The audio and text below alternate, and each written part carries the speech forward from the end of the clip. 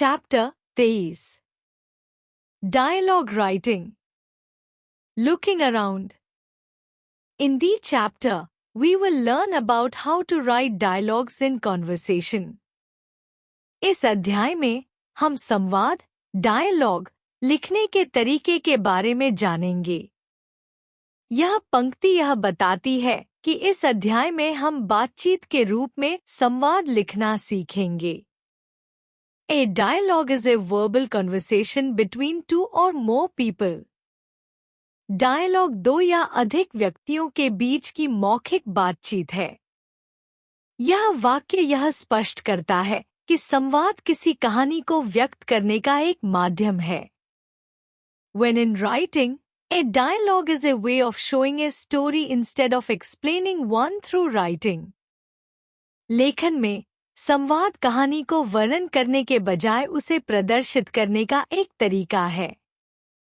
यह वाक्य यह बताता है कि संवाद का उपयोग कहानी को संवादात्मक रूप में पेश करने के लिए किया जाता है। Look at the pictures given below. What is Anant and his father talking about? नीचे दिए गए चित्रों को देखें। अनंत और उसके पिता किस बारे में बात कर रहे हैं? If we were to write the conversation without the pictures, it would be like this. यदि हमें चित्रों के बिना बातचीत लिखनी हो, तो यह इस प्रकार होगी। अनंत, Father, is it right to punish someone for something he has not done? पापा, क्या यह सही है कि किसी को ऐसी बात के लिए सजा दी जाए जो उसने की ही न हो? Father, of course not.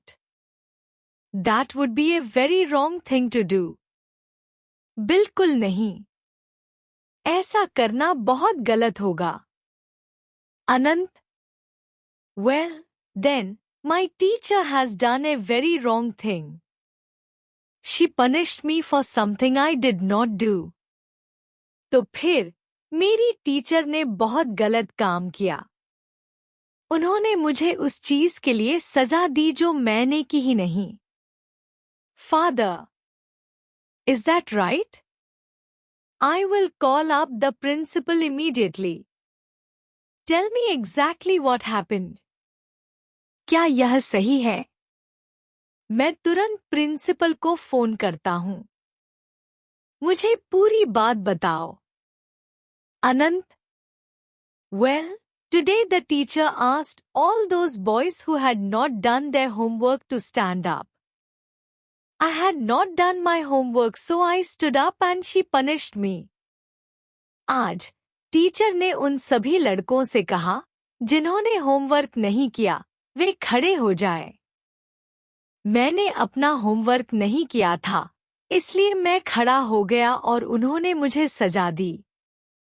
इस संवाद में अनंत और उसके पिता के बीच एक बातचीत को दर्शाया गया है।